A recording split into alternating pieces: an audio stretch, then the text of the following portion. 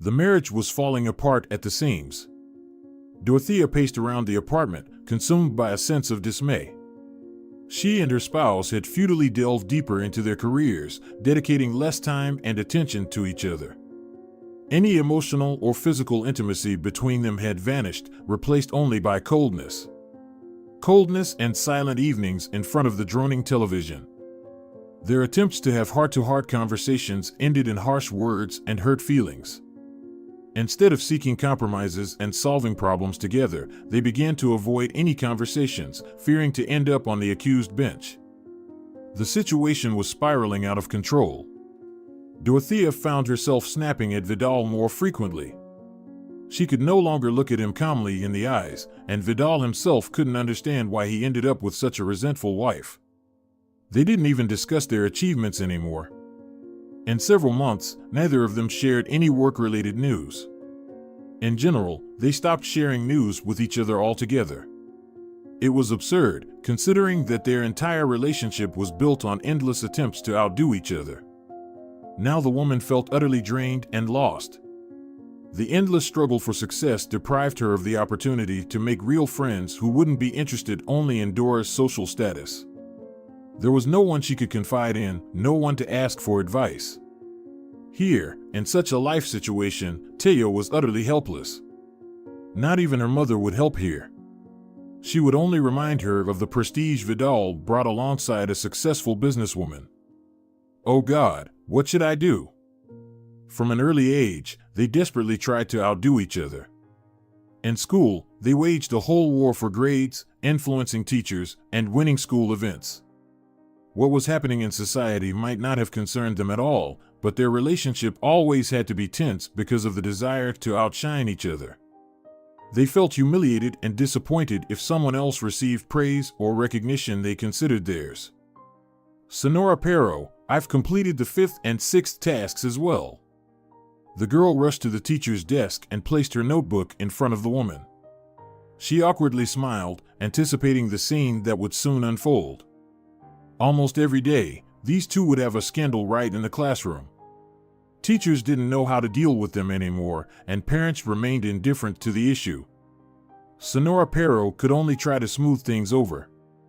Dorothea, but I assigned you tasks 1 through 4 to be done at home. Sonora Pero stroked the student's head. You don't need to rush ahead of the curriculum. Ha! Suddenly, laughter erupted from the second desk. Only the 5th and 6th? I've completed 9 tasks. The teacher sighed heavily and rested her forehead on her hand. The girl frowned, slowly turning towards her classmate. At least I didn't go to a tutor. Everyone knows your parents throw thousands just to cram something into your head. Taya sniffed and turned away from Vidal, but apparently nobody ever taught you tact. The classroom was filled with stifled laughter. It was always amusing for the kids to watch these snobs. Every day during homework check, the children watched the high achievers with bated breath. Nobody wanted to miss out on this free show. Vidal, however, crossed his arms over his chest and shamefully fell silent. This time, he had nothing to say to the smug girl. Their rivalry had grown from school days into a serious competition for success at science fairs and admission to prestigious educational institutions. Each event became a battleground where they sought not only to win but to destroy their competitor. Science fairs were for many a simple opportunity to showcase their knowledge and talents, but for them, it was a real arena where they clashed head-on.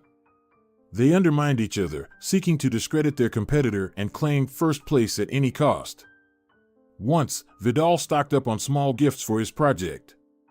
They were small, brightly colored ceramic figurines, perfect for his project on ancient art. Of course, nobody was interested in Taya's project about the extinction process of mammoths anymore. She had wasted her time on homemade mammoth figurines and a visual demonstration of soil formation around fossils. She remembered this low blow from her opponent for a long time. For the next time, she simply baked a whole tray of homemade brownies. This tug-of-war constantly accompanied the two top students. But when it came to securing a government-funded spot in the capital's most prestigious economics university, the joke stopped. Government-funded spots were limited. Only the best of the best could get in. A real war began, where each of them was ready to sacrifice reputation and principles just to assert themselves at the expense of defeating their opponent. Well, Vidal, are you going to buy yourself a ticket to the future this time too? I still remember that science fair where you handed out gifts to the judges. I wouldn't be surprised if you opt for a paid spot this time as well. You'd better keep quiet, huh? Just admit that you're afraid to lose. The boy approached his classmate, looking down at her, and you have every reason to be afraid. You don't measure up to my level, little girl. The girl burst into loud laughter, instantly drawing the attention of those around her. She put her hands on her hips and lifted her chin. Her expression was full of contempt for her main opponent.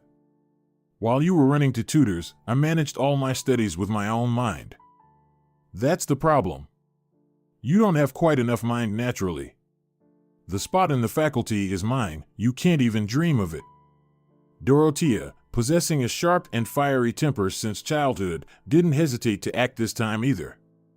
Their conflicts with Vidal at school often escalated to the point where the couple would end up fighting. It was left to anyone capable to break them up. The girl unscrewed the cap of her water bottle and generously doused her adversary with water.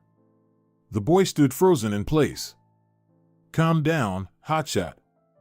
Admission to university meant too much for both of them. Nerves were on edge. Each wanted to completely unsettle their opponent so they wouldn't have the strength to influence the results.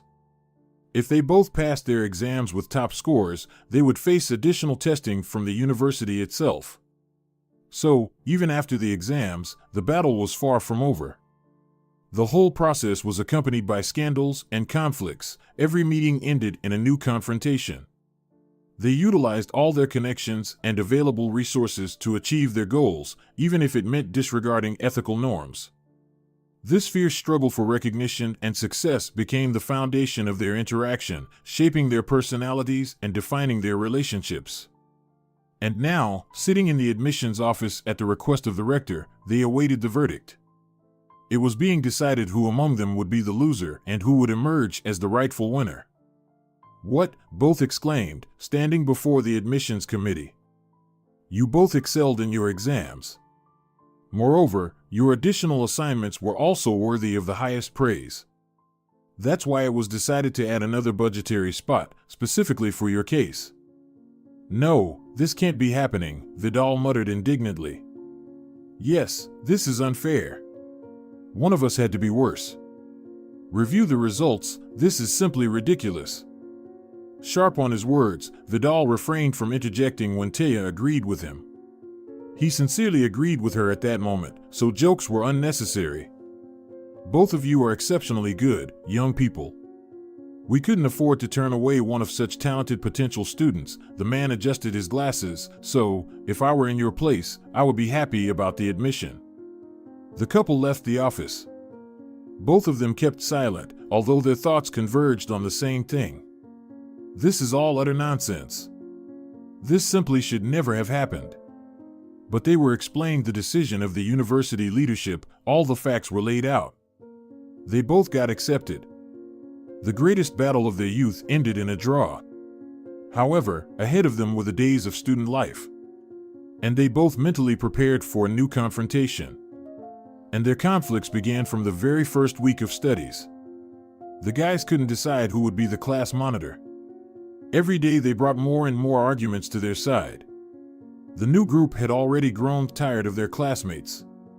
When the tutor asked who would be the monitor, everyone present immediately sighed discontentedly, full of fatigue and irritation. The guys even had to turn to Alejandro, a former classmate of the feuding couple, who enrolled in the university on a paid basis, to ask whom they should support to end this nightmare. As you wish, but I would choose someone else, the guy grimaced and shrugged. As for me, these two are complete psychos. Don't give them extra reason to fight. So they did.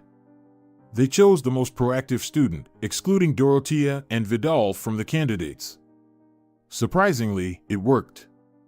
The couple, of course, grumbled for a long time about the sudden replacement of the brightest students in the stream, but they calmed down. And so, Even in the smallest details of student life, they constantly provoked each other into conflict, as if they hadn't finished school, as if the situation hadn't changed at all. But their relationship suddenly reached a new level when in their second year they bumped into each other face to face on the street near the club. Young, heated, and agitated, they began a dirty and cruel quarrel, full of unflattering insults and accusations. The tension between them was escalating, but suddenly, in this moment of irritation, something unexpected happened. "Yeah, clearly, scholarships are not enough for you," Vidal remarked sharply at the sight of his classmate. "You've been wearing that sweater since high school. There's such a thing as a favorite item. Although, what would you know about love and such feelings? You live in your little world where everyone should adore you, and you don't even bother with a response." The girl nervously lit her cigarette and turned away from the guy, her free hand stroking the buttons on her blue, deeply adored cardigan. She didn't want to ruin her evening. She didn't want another fight with that obnoxious upstart. But Vidal didn't want to back down. On the contrary, he moved closer to her and continued his meaningless tirades. "You're standing here, all dressed up like a circus performer. You're having fun, having a good time." His voice was ingratiating and playfully luscious. "With a hangover, probably will not be very easy to write a research paper, and you have to hand it in 2 days. "What kind of paper?" Dorothea suddenly perked up. "We weren't told about any paper, were we?" "Correction, you weren't told." Vidal paid the headman a small sum for his silence. The out-of-town student was already struggling from scholarship to scholarship, so he couldn't pass up a morally repulsive offer. One of the honors students really wanted to be the only one, so he was doing everything he could to get Thea off the scholarship. Ideally, she'd be expelled. "What did you do?" The girl threw the smoldering cigarette in his direction and flew right up to him. "This is getting out of hand. Vidal, just admit that you can't get rid of me. I didn't do anything like that to you. I didn't interfere with your studies." "Your mistake, not mine, dearie." Vidal smirked contemptuously and poked his rival in the forehead with his finger. "Your place is empty compared to mine. Go on sabbatical, preferably just disappear from the university. Sucking up to the professors, being a good princess to our classmates. I've been sick of you since high school. I won't let you study where I do. I'm tired of putting up with you. You're a psycho. You want to play big? I'll show you the big game." Dora switched to a threatening hiss. "I wonder if the rector knows you slept with Senora Fuentes. I even have pictures from your date. You were so romantic that day with our young teacher. You stooped too low to fail me in the session. I'm going to print those photos out, put them in the prettiest frames, and show them to the entire administration." "What? That doesn't sound as fun as your setup." The guy was visibly nervous, but he tried to hide it. Having an affair with a teacher was a pretty serious crime in such an elite institution. Vidal suddenly realized that the simple Thea could also turn up the heat. Their clash continued for a good half hour. Threats, denunciations, and simple personal insults poured out of both of them. They were taking out on each other all the stress that had fallen on them due to the heavy academic process, parental demands, student activities, and volunteer work. At some point, the point of their quarrel was completely lost, and they just poured filth on each other, having long ago lost the thread of the conversation. Under the influence of the cocktail of alcohol, emotions, and passion that was bubbling inside them, they suddenly felt a strong attraction to each other. This vague impulse, which they couldn't explain, turned into a passionate kiss that captured them both. Their relationship began on the day they clashed in a fiery argument right outside the club, when passion ignited and led to an unexpected kiss. But the morning after that sudden moment, waking up in the same bed and piecing together memories of the previous evening bit by bit, they both found themselves bewildered, unsure of how to label or explain what had happened. The young couple simply lacked the words to describe their experience. "How?" Vidal managed to squeeze out. "Like this," Dorothea replied not too eloquently, pulling the blanket higher and staring into the emptiness before her. "Did you enjoy it?" Suddenly, in a velvety voice, the guy who usually showed no interest in Dora's feelings or affairs decided to ask, "I mean, you know." Was the evening not wasted after all? Well, Senor Fuentes seems to be pleased. Dorothea adjusted her hair, still not looking at her unplanned partner. I hardly remember anything at all. Must have been quite drunk. The guy got up from the bed, no longer ashamed of his nudity. He calmly gathered his clothes scattered around the room while the girl continued to sit on the bed lost in thought. At some point, she finally decided to observe the young man. He was perfectly built, handsome, and just as intelligent as she was. A rather decent candidate to be beside her. Suddenly, Vidal straightened up and held up 2 empty bottles of strong alcohol. Aha! So, here's your amnesia, he grinned widely, and at that moment Dora noticed his perfect bite. We just continued the party at home. No wonder the evening played out like a slideshow even in my head. Yeah, I guess we just went overboard. And here we are. The guy looked at the disheveled mop of his rival's hair, the pillow marks on her face, and couldn't help but smile. Of all the girls around, only Thea was so fanatical about self-care that even now, after a wildly fun night, she looked simply stunning and even cute. He definitely enjoyed looking at her when she wasn't threatening him with retribution. You know, Dora, the guy sat on the edge of the bed, as close to his rival as possible. You're actually quite attractive. I mean, attractive when you're not trying to throttle me, you know what I mean? Better keep quiet, that sounds just awful. The girl smirked and tossed a pillow at Vidal. Despite the uncertainty and confusion, they couldn't deny the attraction they unexpectedly felt for each other. It was something more than just a random kiss. They felt there was a special connection between them, even if they couldn't explain its nature. Thus began a strange alliance based on rivalry and competition. Their relationship was filled with constant battles for spheres of influence and recognition. They continued to compete with each other in everything, even in their personal relationships. They constantly tried to outdo each other in everything, from gifts to simple gestures of affection.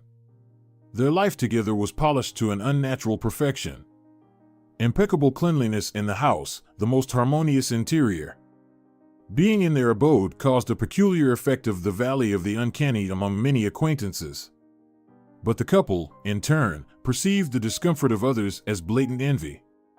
Among all the people around them, they considered each other the only competitive partners. Each regarded the other as equal in intellect, ambition, and passion for success. This unique dynamic of competition and overcoming set the rhythm of their relationship, making their alliance unique and utterly unusual. However, big business and recognition of important achievements won't give a sense of family to a person. Oh God, we've been married for so many years. Vidal lamented. Montero's wife will soon give birth to their 3rd child. Domingo's wife gave birth to their 2nd a month ago. And you? When will I have a child with you? When I want to, that's when I'll have one. Dorothea exclaimed, it's my body, my womb. I decide about them, not you. I don't need years of maternity leave. I don't want to experience sleepless nights by the baby's crib. I don't want to constantly stay with the child when he's sick while you work, grow, and live a full life. The man left, slamming the door behind him. He was extremely displeased with the situation, as was his wife. Well, then, go away. Damn provider, as if you're the only one working here, Dora yelled at the closed door out of frustration. Go to Montero's wife, let her give you the 4th. For the woman, her career and achievements were the highest priority. She refused to have a child because she believed that maternity leave would mean missed opportunities for her professional growth. She was convinced that motherhood would hinder her career, impede her personal development. Besides, it is well known that pregnancy often irreversibly ruins the figure, so much so that no sports can help anymore. Dorothea wasn't ready for that yet. Meanwhile, the man, on the other hand, felt the immense pressure of societal stereotypes and expectations associated with fatherhood. He was distressed seeing that his business partners were already becoming fathers for the 2nd, or even the 3rd time, and feared falling behind them. He felt that the absence of children made him less successful in the eyes of others and could negatively affect his career and social status. Vidal feared losing his reputation and becoming the subject of ridicule. The first significant conflicts began with the topic of motherhood. The spouses found themselves at an impasse, unable to resolve this complex issue peacefully. Both of them were stubborn, steadfast in their beliefs, so quarrels began to erupt almost daily. While their aspirations for money, power, and fame were aligned, this couple had another significant similarity that defined their character and relationship: a troubled childhood. Both of their early years were filled with difficulties, hardships, and constant struggles for recognition and success. Both Dorothea and Vidal grew up in families where it was important to show oneself better than others, to be better than those around them. Their parents instilled in them a thirst for victory, a desire for the best, and never stopping at anything that could stand in the way of their success. These family issues left a deep mark on each of their personalities. They both became ambitious, persistent, and ready to face difficulties. They do not accept defeat and always strive for victory, whether in the professional sphere or in personal relationships. Such a similar childhood was another factor that ultimately led them to married life. Despite all the quarrels, they understood each other better than anyone else because they had gone through similar trials and struggles for a better life. The man's parents were cold, pragmatic, and devoid of warmth, which affected his childhood and upbringing. They employed sophisticated methods of punishment for failures, creating a minefield of can'ts and cans for him. Instead of support and understanding, he encountered criticism and severity. Even significant achievements were accompanied by scant praise. But the slightest mistake left a mark from the ruler's strike on his hands. That's why Vidal's palms were calloused and rough. They were simply mutilated by harsh blows. "Dad, you know about Dora," Vidal murmured, barely holding back tears of horror, huddling in the corner of the room. "We're constantly fighting for the first place. She's not stupid, she's not like other kids at all. Dad, please, don't do this, it's just second place, this contest doesn't even affect anything." The girl outsmarted him again. She was the craftiest of her kind, always finding loopholes to keep up with the sons of the elite. He couldn't even bring himself to ask her for mercy.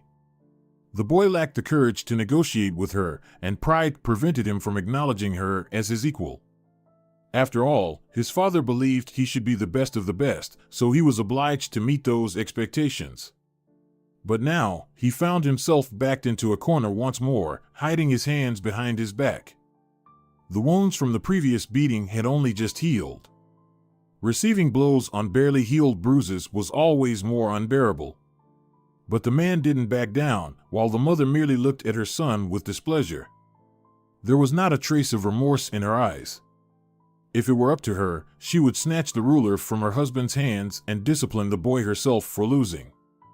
"For the winner, there's only one place first," barked the father, brandishing the wooden ruler. "And you gave it to that riffraff. You're the son of respectable people, academics, businessmen. A disgrace to our family. What do I need with your Dora? No pedigree, no appearance, parents are drunkards and riffraff. And you dare say that a child of such nobodies can compare to you? Hands. Quickly, extend your hands." The boy whimpered bitterly and extended his open palms in front of himself. He turned away and tightly shut his eyes to avoid meeting his father's crazed gaze.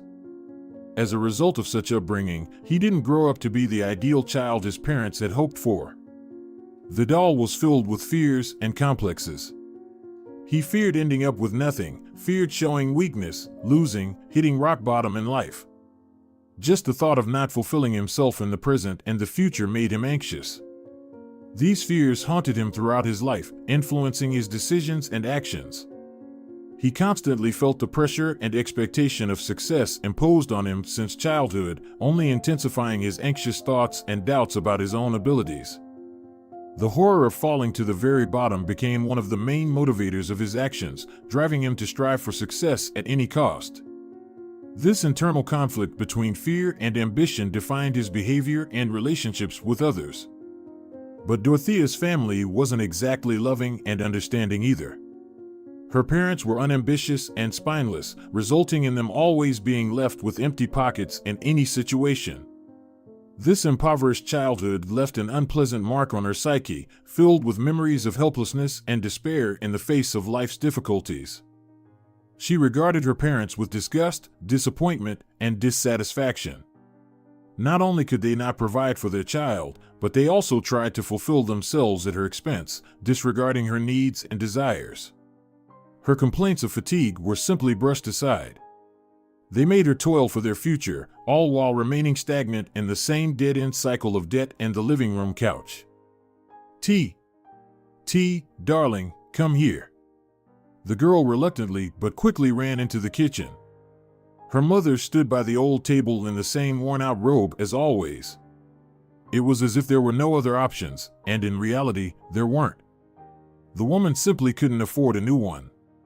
All the money was squandered by her husband, while she herself poured finances into a marketing pyramid scheme, which sang sweet promises of enrichment but in reality just drained the last pennies from foolish housewives.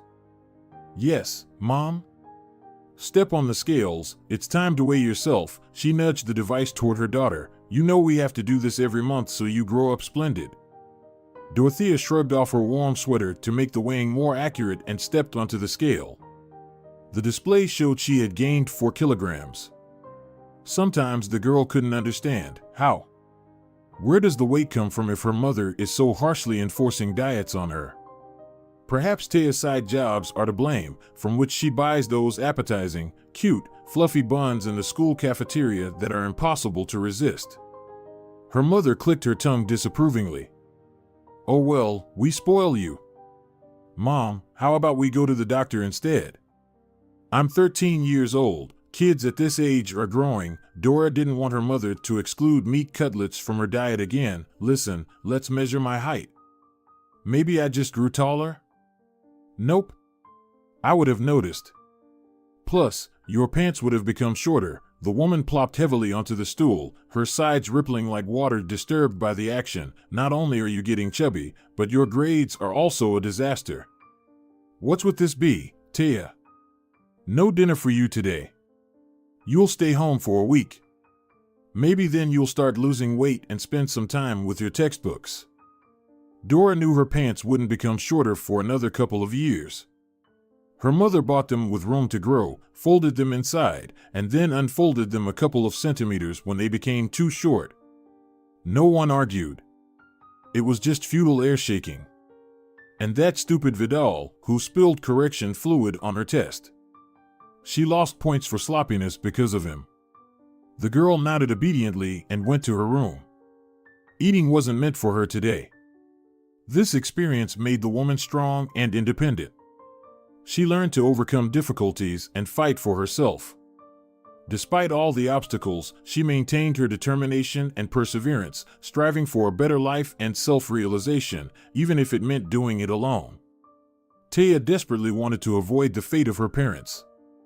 She wanted to be as different as possible from her mother, who only knew how to berate her daughter for every extra kilogram.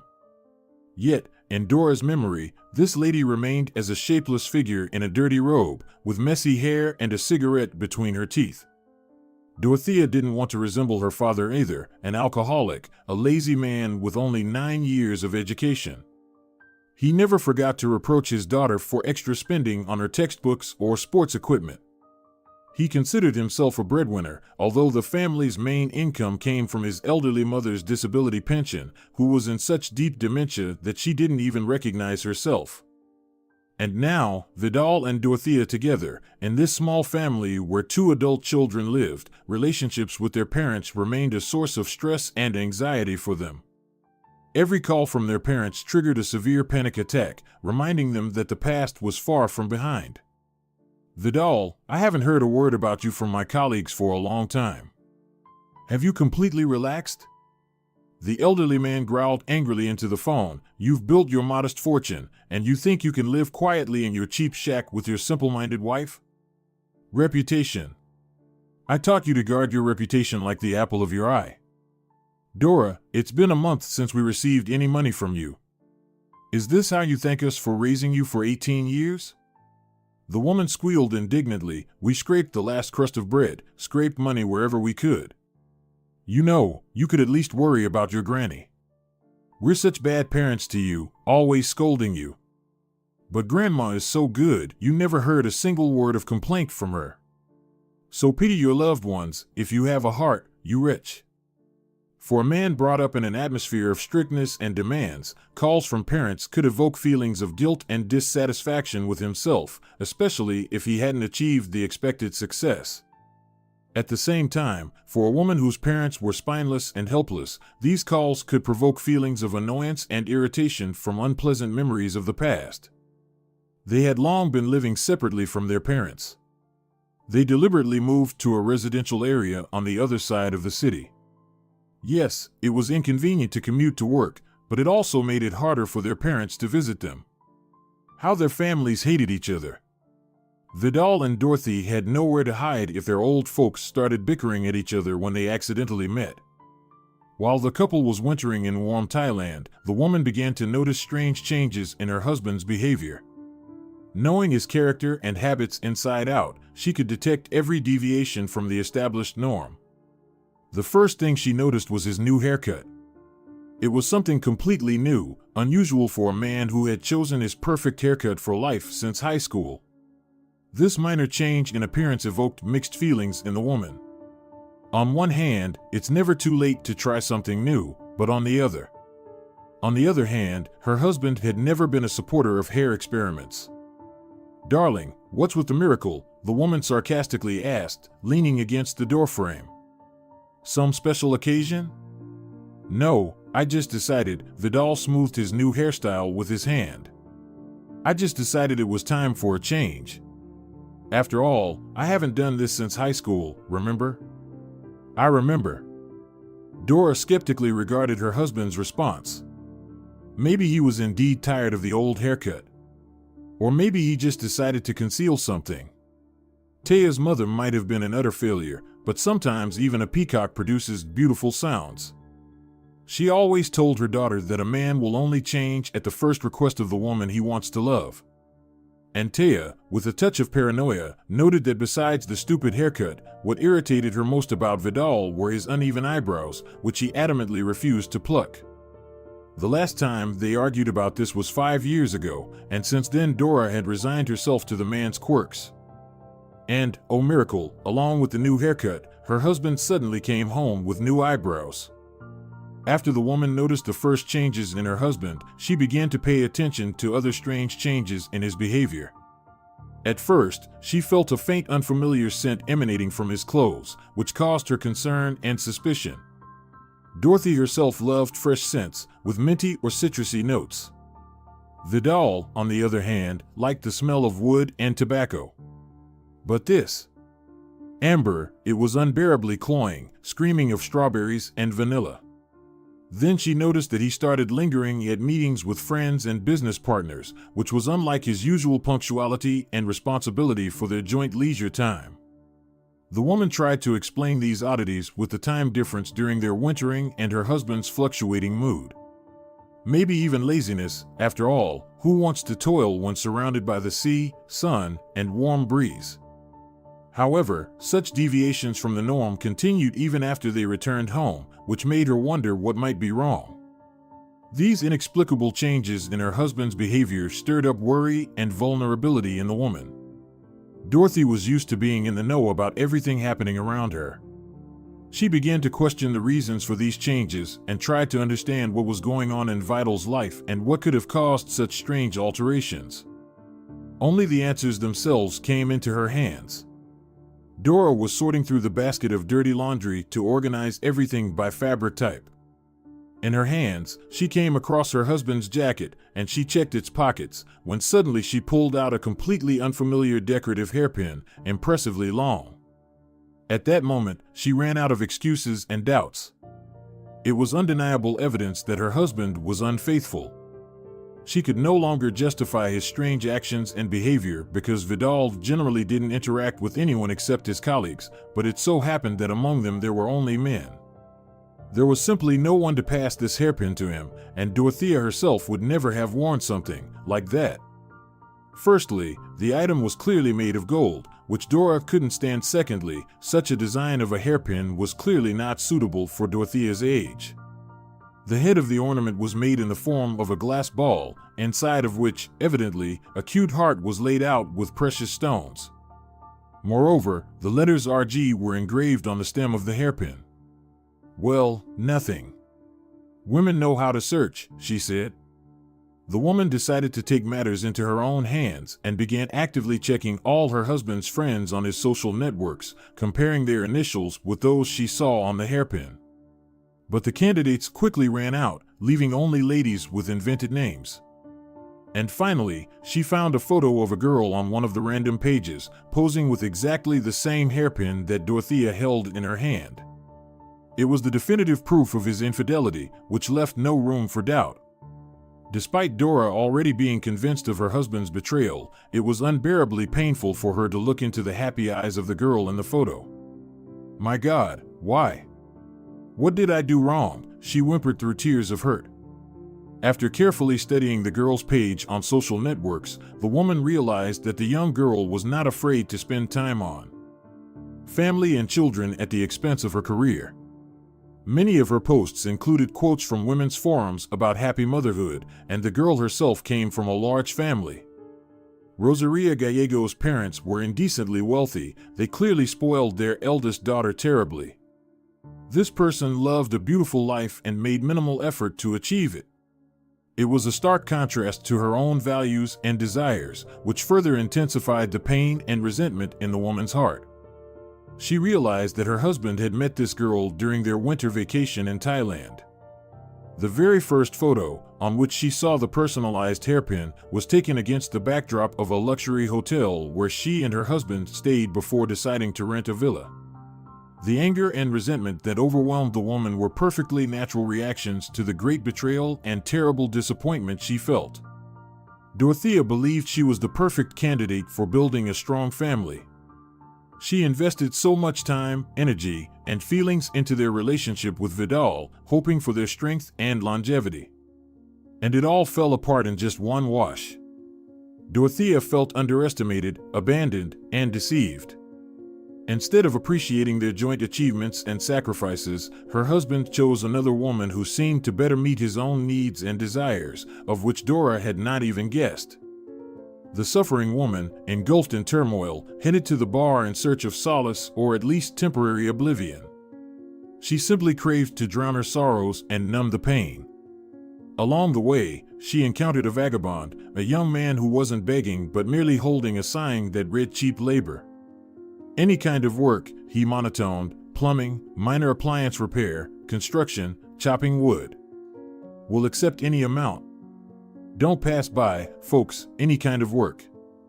His charismatic eyes caught her attention and stirred an inexplicable feeling in her heart. His gaze was too expressive to ignore. At that moment, a strange idea struck her mind. She felt there was something special about the vagabond, something she could use to her advantage. Suddenly, she realized she didn't need to go to the bar to forget her problems. She needed to do something to improve her dire situation. With this unconventional thought, she returned home, already feeling her future triumph. After her husband fell asleep, the woman couldn't close her eyes. She decided to confront his infidelity and do what every self-respecting woman should. Unlocking her husband's phone, she discovered his conversation with his lover, detailing the date, time, and location of their next rendezvous. This only fueled her determination to execute her cunning plan. The next morning, the woman returned to where she had met the vagabond, hoping he would still be there. And miraculously, he was in his usual spot, as if the days hadn't changed. It was a sign, as if fate had sent him to her. The woman decided to talk to the vagabond to find out more about him. Their conversation was mundane, without any hidden agendas. The young man spoke eloquently, making it odd to see him in the role of a homeless person. He didn't delve into the details of his past. He simply stated that he had never broken the law and wasn't an alcoholic who had squandered all his possessions. I've lived a fairly vibrant and dignified youth, the vagabond spoke with a slightly hoarse voice. Shrugging, he continued, it's just circumstances.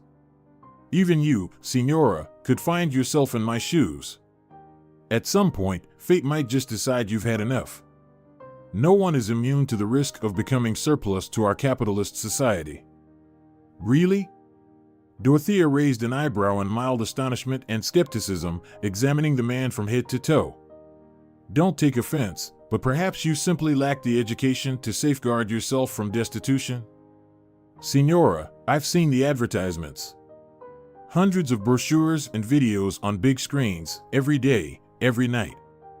You're in the business of selling valuable wood. The man began gesturing carefully to help his listener grasp the essence of his monologue. Today's sales are good. You have many orders, you manage to pay customs duties, you have many business partners, suppliers, and so on.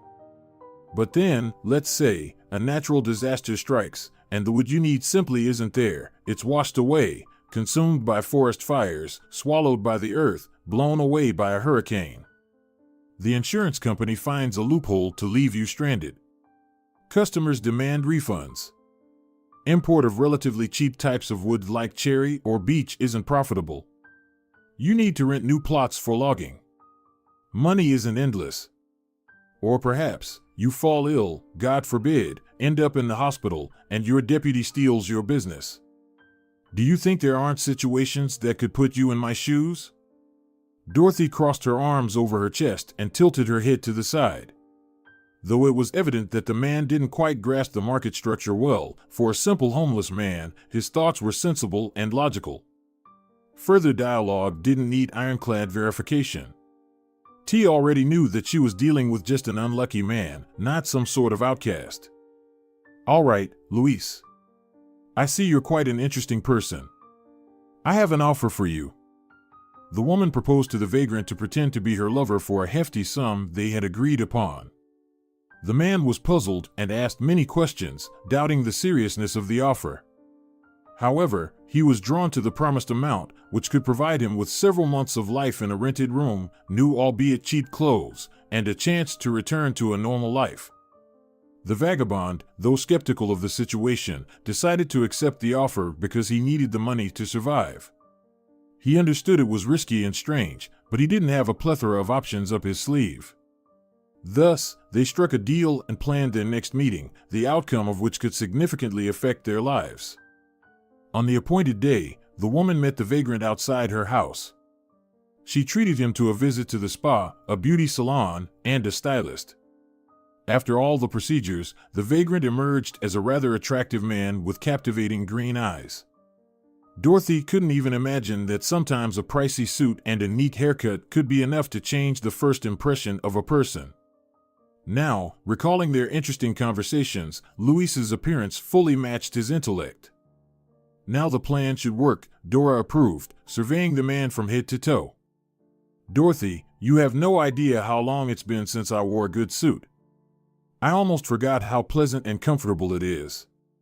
They headed to a restaurant where the woman had reserved a table in the same hall as her husband, who was supposed to meet his young and wealthy mistress.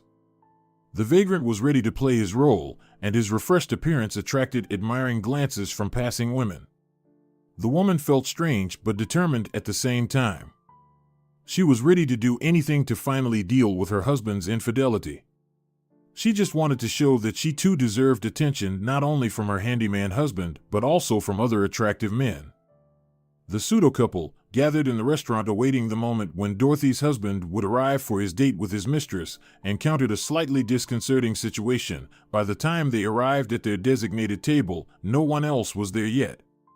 This made the vindictive woman slightly disappointed as her plans had veered off course a bit. Nevertheless, they decided to use the waiting time to chat. Especially since it turned out that they both enjoyed sharing different thoughts with each other. The pseudo-couple began discussing casual topics, trying to make the situation less tense. They exchanged stories about their lives, dreams, and aspirations, as if they were old acquaintances. During the conversation, the woman began to realize that instead of seeking revenge on her husband, she suddenly found solace in candid conversation with a wanderer. Dorothea and Louis shared their stories and life situations with each other. Once, the man was well known in his circles.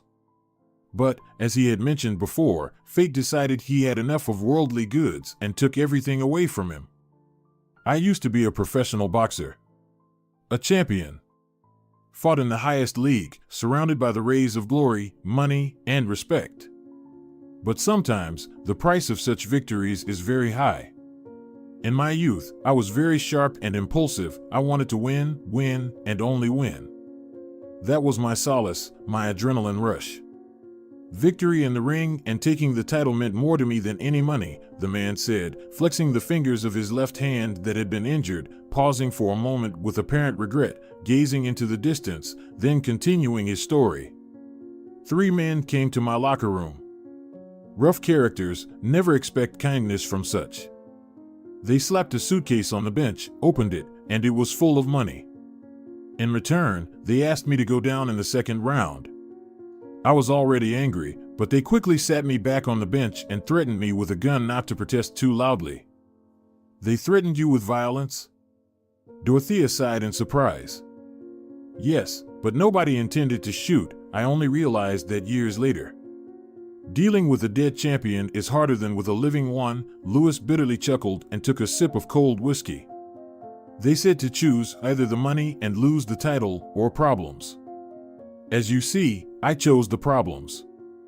I won then, knocked out the opponent literally in seconds, so angry I was at those bookmakers. After that, they started setting me up everywhere. Short circuit and subsequent fire in the garage, Molotov cocktail thrown into the window of my new apartment while I was at training. They carefully drained all my money from me. Everything, to the last penny. I had to get into debt. There was nothing left to sell. Those bastards burned everything that belonged to me, and what they couldn't burn, they still found a way to defile. The police turned a blind eye. The final straw was when I was robbed on my way home from work. You know, by education, I'm just a simple surveyor, had to take side jobs to repay the bank. But then the thief took all my documents. On the day they came to evict me from the rented apartment, they showed up. Literally an hour before the bailiffs arrived. Mocked me, laughed. Little Lewis, all you had to do was lie down when asked. And now you've fallen to the bottom, and you won't get up until the referee finishes the count. The police chased me out the back. I never saw those people again. I worked unofficially, so once the employer found out about my situation, he decided not to bother and just pointed me to the door. No diploma. No documents. No home. Now all I have is myself and that sign begging to hire me for a pitiful couple of bucks. So the amount you offered me really could change my whole life. I'm already grateful to you for, roughly speaking, washing and dressing me, Taya. The woman saw before her a man who had lost everything, money, fame, and status. He ended up on the streets, facing poverty and despair. But he didn't lose hope and gradually tried to return to a normal life, though it was extremely difficult. This story made Dora reflect on her own problems and aspirations. She realized that, although her situation was difficult, she still had the opportunity to change her life and find new happiness. Lewis remained positive, despite spending several years wandering the streets. Forgotten by everyone, the victor. And yet, such a fate could truly await anyone. In conversation, Luis revealed himself as a person with an easy and straightforward character. He spoke just as he was. There's nothing complicated about me. I'm like an open book. He displayed rare qualities for the modern world, such as modesty and honesty, which immediately earned the respect of the woman. This sturdy man didn't hesitate to show his weaknesses. He never complained about life, but he also didn't deceive it, and most importantly, he didn't deceive himself, calling his life normal. The businesswoman was greatly impressed by the admiration she evoked in the former boxer. He didn't hide his respect and awe for her intellect, achievements, and inner strength. In his eyes, she was a strong and confident woman capable of much, and this inspired her even more. Dorothea, I would never have guessed we're the same age. You look so fresh, Luis teased. You're just enchanting. Believe me, I've seen many status-conscious ladies, and few of them devote time to their bodies rather than the quantity of branded clothes on them. How could you even get upset about some wrinkle that can't see beyond its giant nose? The man froze. He awkwardly smiled, looking into the woman's eyes, But she, holding a stern expression for no more than a couple of seconds, suddenly burst into laughter. I never noticed his nose.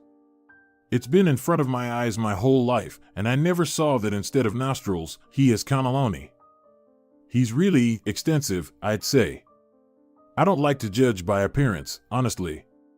It's just that it looked weird in those photos where he's standing at 3/4. The man chuckled awkwardly, like a boy who said too much in front of the teacher.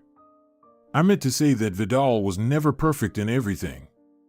Not perfect looks, not perfect aspirations, a completely foolish set of priorities. Thea, you elevated him to an absolute, but that was your biggest mistake. You're beautiful when you let yourself be. Look at us, sitting in an expensive restaurant, and you're giggling like a little girl, forgetting about perfect etiquette. And it's just magical. These words suddenly gave Dora a second wind. She realized she didn't need to be disheartened by her husband's infidelity, she should pay attention to herself. Now she was sitting at a table with an incredibly wise person. Just a couple of days ago, she considered Vidal such a person, but that was indeed a mistake. Luis wasn't a perfect being, he was a simple man. This man went through a normal childhood without any traumatic memories, through a time of great achievements and glory, through a period of downfall. Now, it seemed he was at the bottom of life, but he wasn't morally broken. So why should Dorothea kill herself over a divorce? Each of them started a business even before the official wedding. Apartments? Who cares about them, or cars? Thea could afford new real estate. But the one thing she couldn't afford was sweet revenge. The fake date was not just a way to satisfy her vindictiveness, but also a display of her own moral superiority. She didn't want to stoop to her husband and his mistress's level, she wanted to show her strength and independence, using the noblest means possible. Louis, you know what, let's scrap the plan of presenting you as my lover, the woman said with a soft smile, bringing the wine glass to her lips. I have a better idea. Just play along with me as best you can. As the queen commands, the boxer joked, raising his hands playfully and chuckling. Tonight is yours, lead it in whichever direction you desire. Though we've only known each other for 2 days, I promise I'll assist you. Simply because a magnificent woman like yourself shouldn't settle for scraps hopping from one stranger's bed to another. The boxer's words inspired her. Indeed, they had only known each other for 2 days, but Dora already knew this man was trustworthy and even necessary.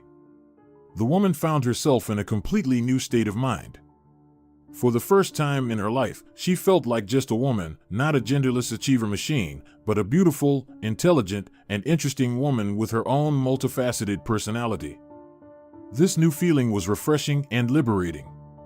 Instead of conforming to expectations and standards, she felt free to be herself. She realized that her value wasn't solely in her professional accomplishments or her relationship with her husband, but also in her own individuality, her intellect, beauty, and inner strength. All these new feelings, fueled by the wine in her glass, were tearing her apart from the inside. Luis, I need to step away, she said. All right, I won't go anywhere, he assured her. In the restroom, staring into the mirror, the woman could barely hold back her tears. In that moment, she felt as if she were seeing herself for the first time. In the reflection was a young and beautiful woman with an excellent sense of style. Behind her stood years of business experience, 2 higher educations, and fundamental work on the entire history of her success. This moment, yes, in the restaurant's restroom, yes, in front of a simple mirror, but this moment was especially important for her. For the first time, she truly saw herself as she really was, strong, intelligent, beautiful, and worthy of respect. She understood that her value as a woman wasn't limited to external signs or professional achievements, but also lay in her inner world, her morality, strength, and wisdom. And none of this contained the word ideal. All these years, she had pretended to be someone else, when her true nature wanted to laugh, be noisy, relax, and communicate with people not just for work. The woman pondered, did she constantly have to prove to her partner that she was truly magnificent?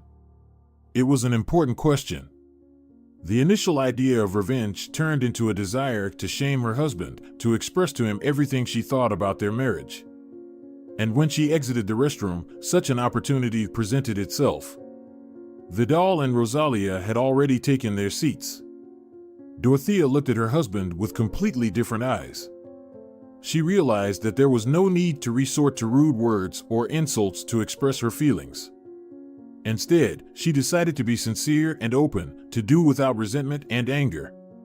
It was her first step towards true liberation from pain and offense, and towards a new stage in her life. Dora? Vidal jumped up from his chair at the sight of his wife in a gorgeous evening dress made of flowing beige fabric. Darling, you know. Yes, Vidal, I know. She walked past her husband, straight to the table where Luis was waiting for her. I'm not interested anymore. I've decided that I also have the right to meet someone new, since you've decided to have someone yourself.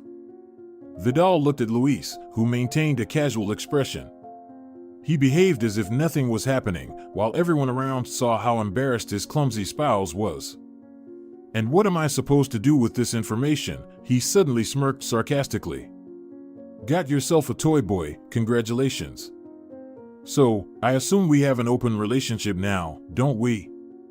We live together but sleep separately? No, I just thought I filed for divorce, but apparently I didn't press the right button. Dorothea innocently raised her eyebrows.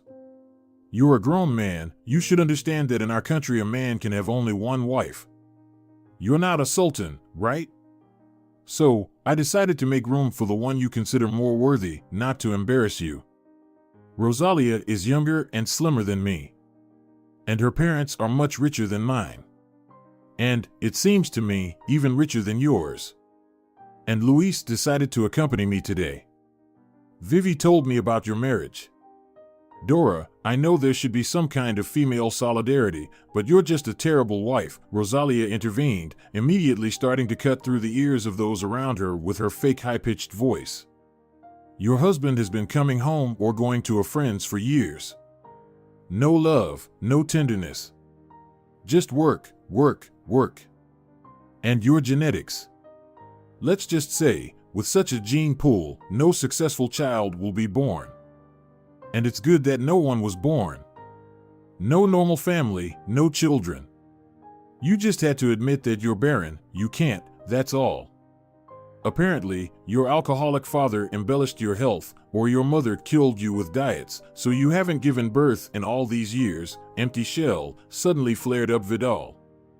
At least Rosalia understands how important it is for a man to leave an heir behind. And you? You're insensitive, callous, rude woman with not a single thought about anything other than work. You were as stupid as me back then, and you've remained so, only now you refuse to admit it since school. Louis, who had maintained stone silence throughout the fervent dialogue, suddenly pounded his fists on the table. The trio fell silent, turning to him.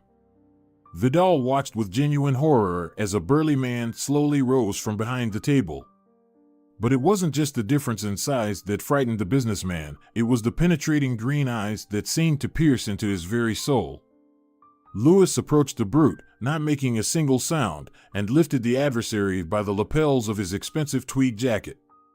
He began to speak in a steady, calm tone, which made Vidal appear even more menacing. I reckon you come from an educated family. So listen to me, a simple boxer surveyor from a humble background of a history teacher and a pharmacist. I'm not a man of high culture, so I'll explain it to you in my own way. Louis lifted the man frozen in place a little higher, so now he barely touched the ground with the tips of his leather shoes. Dorothea is beautiful. Her family was as cruel as yours, but she still turned out beautiful, unlike you. She wants to be bright, loud, and active, but you've crushed her with constant races for success. You made her believe she was inferior and wrong. You didn't see her perfection in her natural state. You humiliated her, and even now, as an adult, wanting to part ways without unnecessary mudslinging, you're humiliating her. I don't like it. Clear? Suddenly, someone gently tapped the boxer's shoulder. He turned and saw the waiter, who, showing complete indifference to what was happening, asked the men to disperse and not to make a scene. Dorothea chuckled at the absurdity of the situation, and Louis, not one to engage in unnecessary conflicts, slowly put Vidal back on the ground. "I'll stick to my decision," the almost ex-husband mumbled, somewhat offended. "See you in court, Dora." "Goodbye, Vidal." Dorothea bid him farewell airily, effortlessly releasing their marriage into the past.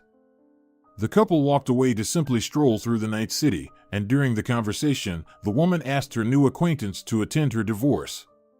It was important for her to have support and protection in this difficult moment, so that the almost ex-husband wouldn't dare to open his mouth in his presence and wouldn't dare to taunt her in her new stage of life. A couple of weeks later, when the divorce was finalized, the woman felt that she had finally freed herself from the chains of an unsuccessful marriage. This step helped her close an old chapter and open a new page in her life. Now she could move forward with a sense of relief and freedom, ready for new opportunities and challenges that might await her. Thanks to her connections and efforts, she helped the boxer rehabilitate himself in the top league as a manager and coach of future champions. Now he could share his knowledge and experience with young boxers, helping them reach the heights of their athletic mastery, protecting them from fraudsters and thugs. It was not only a way for him to rehabilitate himself after tough times, but also an opportunity for him to restore his honor and dignity as an athlete. With the support and assistance of the woman, he found a new meaning and direction in his life, bringing him satisfaction and self-assurance. In everyday life, the man proved to be indispensable. Previously, when a woman encountered problems with something in the house, she had to call craftsmen and wait for them to arrive for half a day. This always irritated Taya. However, everything has changed now thanks to the woman's friend, who turned out to be a jack of all trades. She could simply call him, and within minutes he was already on the spot and ready to solve any problem. Whether it was repairing the bathroom, changing a light bulb, or fixing a faucet, he was always ready to help. His experience and skills in various areas of home repair and maintenance were invaluable to the woman, and she felt deep gratitude for his assistance. Strange thoughts began to creep into her mind as she looked at the boxer. In him, she saw the epitome of masculinity and strength, but not just in a physical sense. His confidence, calmness, and honesty created the image of a real man in her eyes. Unlike her ex-husband, the boxer did not bring competition or rivalry into the relationship. He didn't need to constantly reaffirm his strength and influence. He was simply himself, without an excessive thirst for dominance. She didn't want to compete with him, didn't want to fight for influence. In his presence, she felt special, calm, protected, full of respect and understanding. It was comfortable just being next to him, without the need to prove her worth. After another 6 months, the woman finally decided to express her thoughts to the boxer, disregarding the opinions of others. She decided to open up to him and share her feelings. By the time of this candid conversation between them, they had already developed a close relationship based on mutual respect and understanding. The boxer tenderly embraced his girlfriend, understanding her and sharing her feelings. He responded with reciprocity, confirming that it was important for him to be in a relationship where partners could complement each other. They didn't care what others might say, including possible ridicule or criticism due to the income disparity between the man and the woman. They simply wanted the atmosphere of domestic comfort and mutual understanding to reign in their home. They wanted to enjoy the simple joys of being together, mutually supporting and respecting each other, without burdening themselves with constant struggles for power or influence. Dear viewers, if you enjoyed the story, please support the video by liking it and leaving a comment. Thank you very much.